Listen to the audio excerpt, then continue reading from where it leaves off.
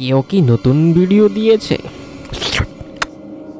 Hello Bangladeshi বন্ধুরা, আজকে আমরা চুরি করব, মানে রিঅ্যাক্ট করব। কি হয়েছে?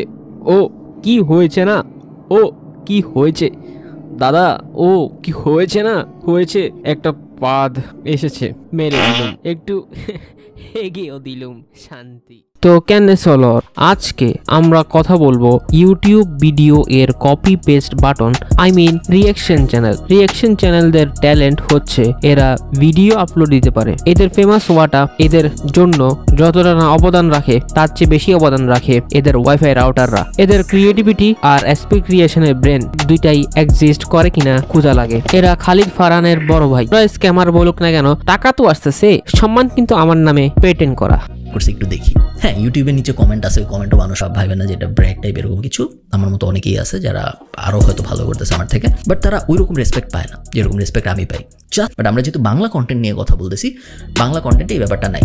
আপনি যদি কমেডি ভিডিও বানান, আপনি যদি স্কিট বানান, আপনি যদি ফানি ভিডিও বানান, কোনো চান্স নাই আপনি অথরিটি বিল্ড করতে পারবেন, কোনো চান্স নেই মানুষ আপনাকে কোনো রেসপেক্ট দিবে, কোনো চান্স নেই আপনি খুব বড় একটা বিজনেস। রিঅ্যাকশন চ্যানেল এত বেশি পজ দেয়, এরা সিভিল ইঞ্জিনিয়ার হলে এত বেশি স্পিড ব্রেকার বানাতো যে হিসাব নাই। 3 মিনিটের ভিডিও 10 মিনিট করাই এদের মেন গোল। মাল্টিপল অ্যাডস, ইয়া মাই বয়। কন্টেন্ট চুরি করা যদি ক্রাইম হতো, এরা সবসময় পুলিশের শীর্ষ সন্ত্রাসী তালিকায় থাকতো। পাহাড়ে যেখানে প্রতিধ্বনি হয় সেখানে এদের নাম ধরে ডাক দিলে রিঅ্যাকশন চ্যানেল প্রতি উত্তরে আসে অলস।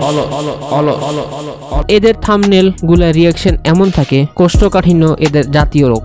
আর যদি বিদেশি হয়, ভিউজ আর ভিউজ। ওয়াও, কি যে বানিয়েছো দাদা, কি চিজ বানায় আরে গালো লো কে আইশেস, ওয়াও কজেনে ফেই। এগুলা বিদেশি রিঅ্যাকশন চ্যানেলের মেন ডায়ালগ। বাংলাও এখন বিদেশিদের ভাষা।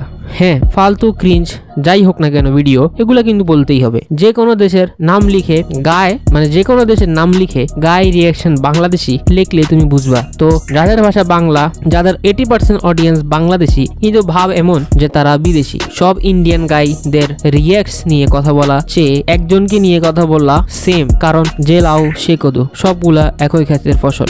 গগন মন্ডল এত বেশি কোষ্ঠকাঠিন্য ফেস রিঅ্যাকশন করে যে স্যান্ডি সাহাও ওকে বিয়ে করবে না। গগন মন্ডলের কোন ব্র্যান্ড গগন মন্ডলকে অ্যাম্বাসেডর করে, সেই ব্র্যান্ড হবে রাজু এন্ড দ্য পরোটা। গগন মন্ডলের চ্যানেল হচ্ছে ইন্ডিয়ান গায়ে লিখতে পারা। গগন মন্ডলের ক্যারিয়ার আর ইন্ডিয়ান গায়ে রিঅ্যাক্টস দুটাই ছাড়া একজন আরেকজনকে খুঁজে পাওয়া যাবে না। যেমন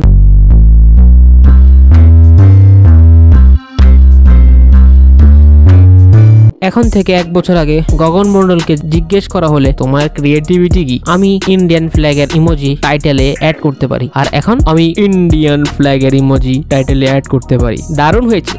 দারুণ হয়েছে, হেভি হয়েছে। গগন মন্ডল ট্যাপ রেকর্ডার হলে দারুণ হয়েছে তে সবসময় আটকে যায়। যতই খারাপ ভিডিও হোক না কেন, দারুণ হয়েছে, হেভি হয়েছে। তো আজকের জন্য এ পর্যন্তই। অন্য কোনো দেশের বা রিঅ্যাকশনের উপর ভিত্তি করে ওই ভিডিও ভালো বা খারাপ নির্ভর করে না। কারো ভ্যালিডেশন দরকার নাই, কারো রিকগনাইজেশনও দরকার নাই।